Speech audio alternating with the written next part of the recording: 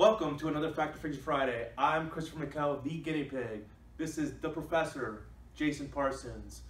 We are here to debunk fitness myths that have been standing the test of time.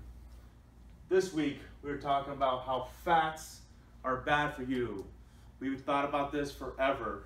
Jason, I don't get this. Why are they bad for us? The short and ugly about it, they're not bad for you. This is probably the most perpetuated mythology when it comes to food, and one of the most common questions I get from people is, should I cut fats out of my diet? Are fats making me fat? And the reality is no, that's not the case. We've talked about this before, so I'll reiterate it again. Not just something I tell you, but many other people out there. In the case of our viewers, let me walk you through it here. So there's no such thing as a bad food. This is something I say all the time. No food substance is bad. It's just bad quantities. So from a visual standpoint, you can see me over here, little steak over here. Too much protein, guess what that'll do? It'll make you fat. Bad. Too much carbohydrate, too many fries, that'll make you fat. Too much. Too much alcohol, oh man, it tastes good, but it'll probably give you a beer belly, right? And then of course, butter down here, fats. Too much fat will also have the potential to make you fat. The operative words here, Chris, too much. Just like in Goldilocks and the Three Bears, the reality is too big, too little, too hot, too cold. Too much of any food substance as opposed to too little can have a bad repercussion with you. So too much, yeah, you're going to get larger. You're physically going to be a bigger person. It's probably not going to be the good stuff either, right? It'll be the bad stuff. So too little, you have no energy. Your body doesn't have the nutrition it needs to grow and operate properly. You're lethargic through the course of the day. Other bad things happen. The reality is most people don't pay attention to their food.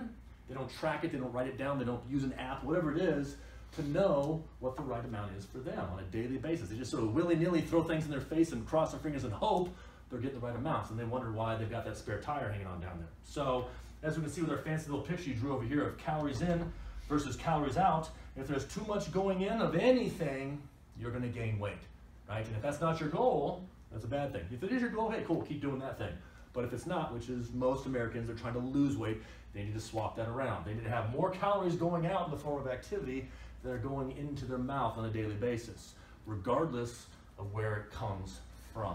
So the reality is, fat's not the bad guy, nor is protein, nor is carbohydrate, and heck, alcohol's not even the bad guy. In moderation, in the right amounts for you, with your lifestyle and your goals, that's what's gonna work for you. Got it. Well, I had really high cholesterol, went on medication, and my dad passed away from a heart attack, so I'm really worried about my cholesterol, and supposedly fats is a big source of cholesterol. So what about that part of it? Certainly, I mean, that's an issue that you have explained to me when we first met, we first started talking, that you had to go on medication for cholesterol to bring it down. You had high cholesterol levels. Your doctor said, man, you gotta take this medication, and it wrecked your life. It was causing you all kinds of problems. You were out of focus, your energy was messed up, and all kinds of other things were occurring in your body that you weren't happy with. The truth is, there's a lot of people being pushed onto medications for cholesterol that may not need to be there. I'm not a doctor, I'm not making recommendations, and I definitely didn't tell you to come off your medications. You made that choice yourself. But something a lot of people don't seem to understand is the cholesterol levels that are measured in your blood when you go to the doctor. It's comprised of two basic components. How much cholesterol your body makes on its own, which is most of it, versus how much you're getting from your diet, which is actually a very small fraction of your total cholesterol measured in your blood.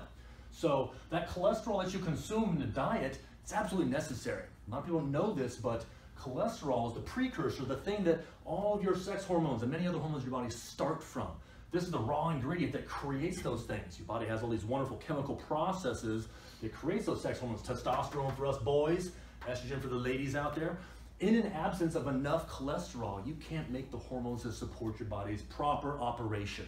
And various different bad things happen. The energy levels go to heck, sex drive goes to garbage. That's not necessarily good for relationships and other such things. So when cholesterol got a bad name many years back, at probably the same time that fats got a bad name, back in the 70s and 80s when everything was non-fat, no fat, and fat was the bad guy because some terrible research studies came out that totally misrepresented what was going on with fats and cholesterol in our diet as it pertains to obesity and hyperlipidemia, which means high lipids in the blood, diabetes, and of course obesity. So when these studies came out back then, they totally misrepresented what was going on and said that fat was causing this issue, and so was high cholesterol. That's just not the truth. We've had hundreds of studies since then that have shown the opposite to be true. Dietary cholesterol, dietary fats actually help your body function properly. You need them in your diet. Again, not in excess, not too much, just right, just right. So cholesterol's not the bad guy either, buddy.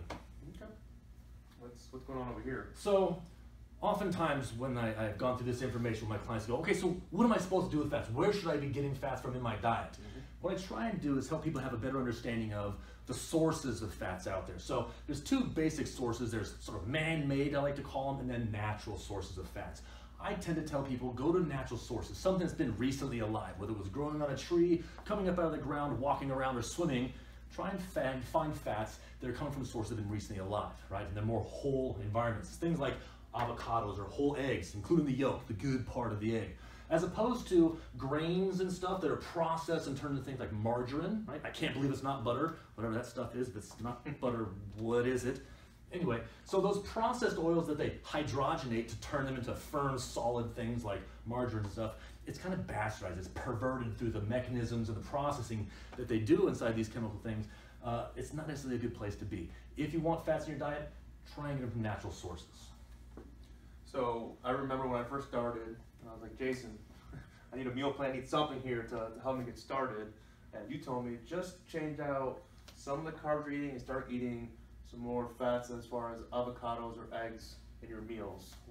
So obviously it can't be that bad if you're telling me to eat these fats, but why did we do that little transition here? Well, a couple reasons. When I first started working with you, you wanted me to just give you a menu plan. Here, eat this.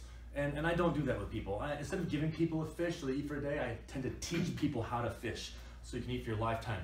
This first little step that I gave you, that I suggested you interweave into your own diet, the foods that you're already consuming, has two reasons for doing it. A reason I said to replace some of your carbohydrates, and I know you have a Cuban descent, so you love rice and beans and different fried breads, all kinds of wonderful, tasty, yummy things, but you're having a little too much of it. So you had excess calories, too much calories going in, right? Yep. In whatever form they were coming from.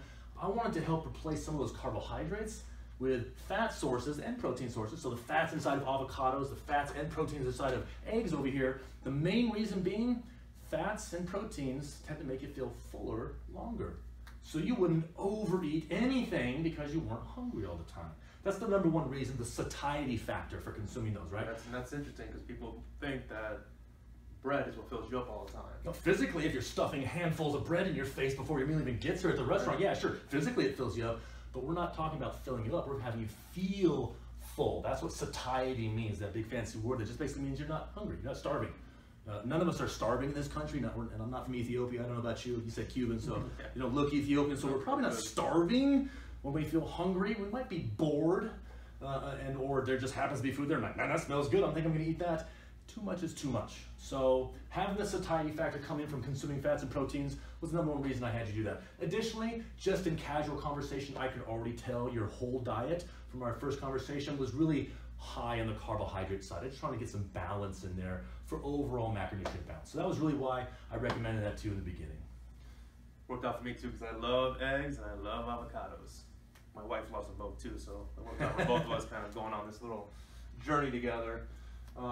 So I think Jason has shown that fats aren't bad for you, nothing's bad for you, but if there's a few takeaways from this whole conversation, there's a lot of high level scientific nerd stuff they said.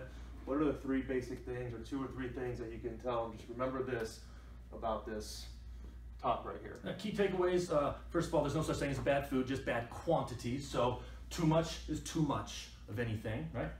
Cholesterol and fats are your friend. You need them in your diet. So don't be afraid of them and find them from sources that are more recently alive and natural whole foods, preferably. Sounds good. Thank you, Jason. Thank you for coming back, and we'll see you next week for another Factor Fix.